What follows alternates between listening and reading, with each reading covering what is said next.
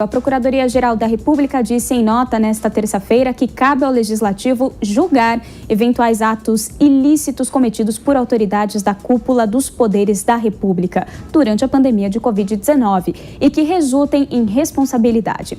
A nota não cita diretamente a possibilidade de análise de impeachment, mas a Constituição estabelece que cabe ao Congresso julgar casos de crime de responsabilidade cometidos por autoridades. Um movimento pela saída do presidente Jair Bolsonaro do governo cresceu na última semana após o colapso no sistema de saúde de Manaus, no Amazonas. Apesar do posicionamento, o órgão informou que continuará investigando atos ilícitos e contribuindo para a ordem jurídica. Bom, e é justamente sobre este tema que nós recebemos agora aqui o nosso primeiro convidado do dia, o cientista político do IBESP, Marcelo Di Giuseppe. Professor, bom dia, seja muito bem-vindo ao Jornal da Manhã, segunda edição. Bom dia, Fernanda, bom dia aos ouvintes e telespectadores do Jovem Pan News. Muito bem. Como dissemos aqui agora há pouquinho, a PGR divulgou uma nota na qual afirma que eventuais atos ilícitos cometidos por autoridades da cúpula dos poderes da República durante a pandemia devem ser julgados pelo Legislativo. Então, Marcelo, diante disso, abre-se uma margem para julgar a responsabilidade do presidente Jair Bolsonaro na condução da pandemia de coronavírus? Fernanda, primeiro, historicamente, o processo de impeachment é aberto a partir de dois componentes. O primeiro componente é o componente jurídico, entender de acordo com a Lei 10.079, de 10 de abril de 1950, se existe crime de responsabilidade. Qual seria o crime de responsabilidade na condução do presidente, que é o que dizem, né, o que aconteceu? Primeiro, com relação à defesa dele contra o tratamento precoce, ou melhor, a favor do tratamento precoce. Esse tratamento precoce é defendido por vários especialistas no mundo, por exemplo, o Dr. Didier Raoult, na França, Dr. Zelenko, na Rússia e em outros países.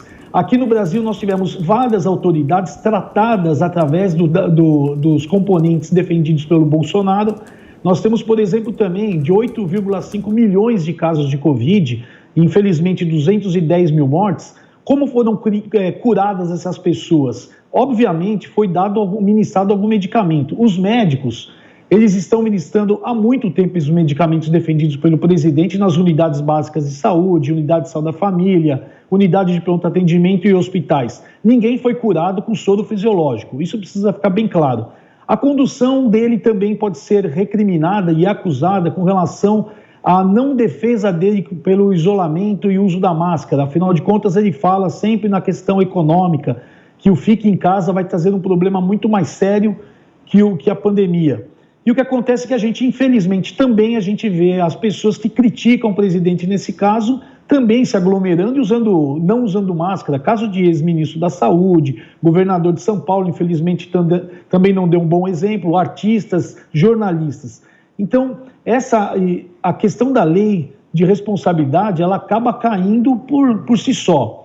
Com relação ao componente político, nós temos aí o outro problema, o próprio Rodrigo Maia falou isso numa entrevista, que faltava apoio popular e vai continuar faltando. O presidente, de acordo com as nossas pesquisas aqui no IBESP, ele tem em torno de 40% de aprovação. Isso dificulta, ou melhor, impossibilita a abertura de um processo de impeachment quando se soma a falta de um crime real, assim, flagrante.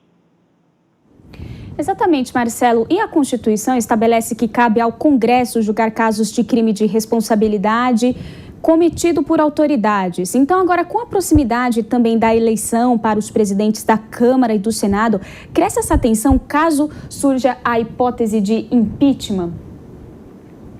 Fernanda, desde o início do governo Bolsonaro, a gente percebe que é um governo conturbado, que tem problemas com a Câmara. Esse pedido de impeachment não é novidade. E aí tem um detalhe muito importante: quando o Bolsonaro, em 8 de abril de 2020, ele foi limitado ou até impedido de trabalhar diretamente com relação à pandemia, passando assim a condução para governadores e prefeitos, ele poderia ali sim, o artigo 6 e o artigo 12 dessa lei 1079 do impeachment, tendo algum tipo de ingerência, ele poderia aí sim ter um problema de lei de responsabilidade, de impeachment. O que ocorre é que a gente percebe que aumentou o volume desse pedido de impeachment a partir do momento que o candidato Arthur Lira, que é o candidato apoiado pelo Planalto, começou a ganhar força. E aí precisa ficar muito claro, Arthur Lira é o candidato do governo, ele é o candidato possível, ele não é o candidato ideal. É o candidato que conseguiria, sim, tirar das mãos de Rodrigo Maia a presidência da Câmara. Por isso que aumentou o volume. A questão de Manaus, e é importante que a gente entre nesse caso do SUS, o SUS ele precisa ter uma atenção melhor ou uma reeducação, um restabelecimento do SUS. O que está acontecendo em Manaus acontece todos os dias em hospitais e unidades de pronto atendimento do país. Falta de material e medicamento, falta de médico, falta tudo. Então, o que está acontecendo agora e acumulou junto com a pandemia, infelizmente, nós vemos caos. E isso é mais uma narrativa para tentar desestabilizar o governo, mas principalmente tentar desestabilizar a questão da eleição da Câmara, que é essencial se o governo quer realmente ter uma sequência melhor nesses próximos 2 anos. Marcelo, e a PGR diz que por causa da pandemia foi declarado o estado de calamidade pública e argumenta que essa situação é antessala do estado de defesa, nesse caso de Manaus. Então, de quem que é a responsabilidade, por exemplo, da falta de oxigênio em Manaus? Agora a gente tenta achar um culpado, mas é uma cadeia, né, nessa história que acaba levando a esse colapso. O que a gente pode destacar então? Quem são os culpados? O que acontece em Manaus?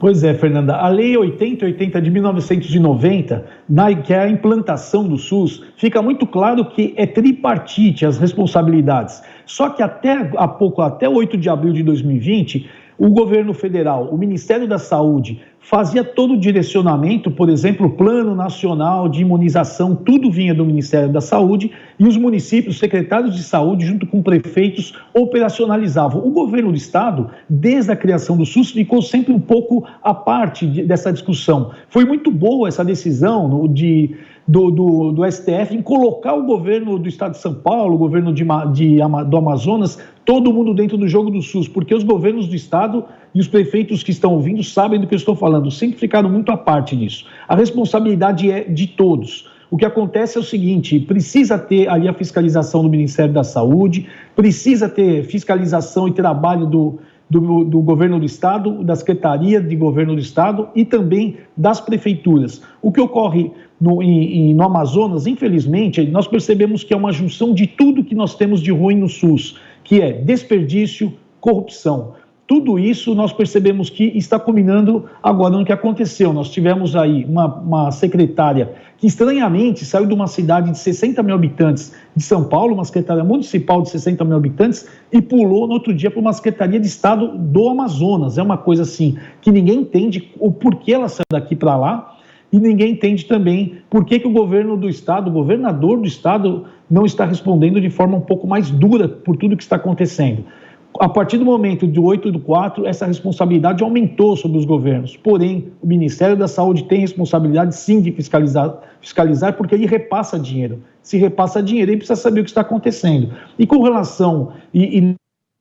Nessa linha toda, os menos culpados de tudo acabam sendo prefeitos e secretários municipais, que acabam trabalhando demais, são os mais cobrados e são os que têm menos dinheiro para ter o tratamento correto do SUS.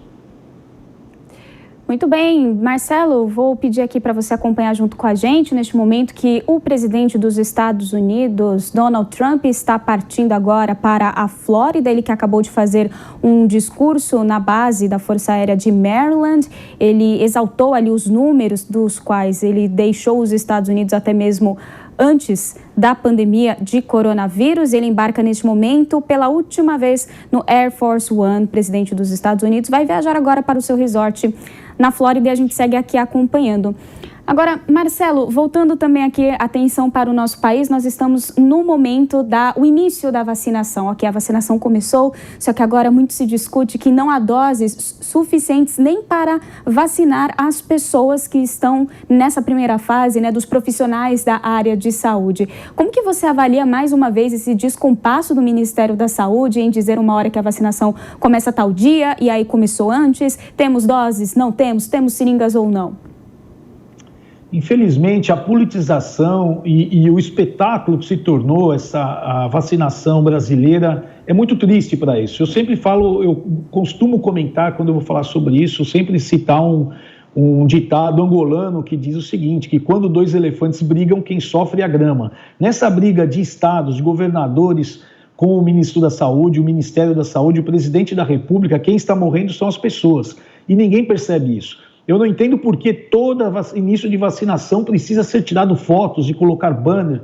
É muito triste isso. A maior preocupação era justamente com relação, tem insumo, esse insumo que vem da China, tem um contrato já. Por que o contrato do Estado de São Paulo é um contrato sigiloso? Tudo isso a gente precisa entender. Infelizmente, as coisas são feitas de forma muito rápida. Eu também não entendo a aprovação rápida que nós tivemos em todas as vacinas no mundo. Lembrando que nós temos aqui epidemias de dengue anualmente, nós não temos nenhum tipo de vacinação. Aliás, o Butantan está há mais de 5 anos tentando criar uma vacina para dengue. E sempre existe um problema de mutação de vírus. Infelizmente, ou felizmente, eu espero que seja felizmente, que essa vacina seja realmente muito boa.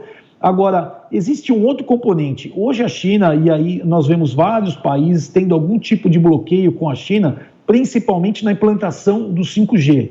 E aí começa algum tipo de resquício, que eu não estou dizendo que é verdade, mas que é muito ruim para a discussão sanitária e a preocupação das vidas que nós estamos perdendo no Brasil, é com relação se existe alguma forçação de barra da China por causa da apresentação da empresa deles na questão do leilão do 5G.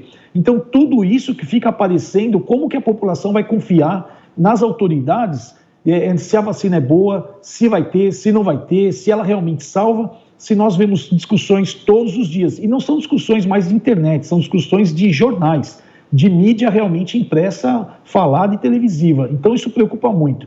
O que eu espero é que realmente haja uma solução rápida, mas eu não vejo solução vindo de presidente de Câmara, de alguém que queira resolver um assunto que é diretamente sobre governos. O Legislativo, ele deve, como voltando no início da conversa, se ele deseja abrir um processo de impeachment, isso é dever dele, não terceirizar para o PGR. Em compensação, com relação a insumos, não é obrigação do Rodrigo Maia fazer reunião com o embaixador da China. Pelo contrário, ele tem que esperar, porque essa reunião deve ser feita pelo embaixador brasileiro, pelo presidente e também pelo ministro da Saúde.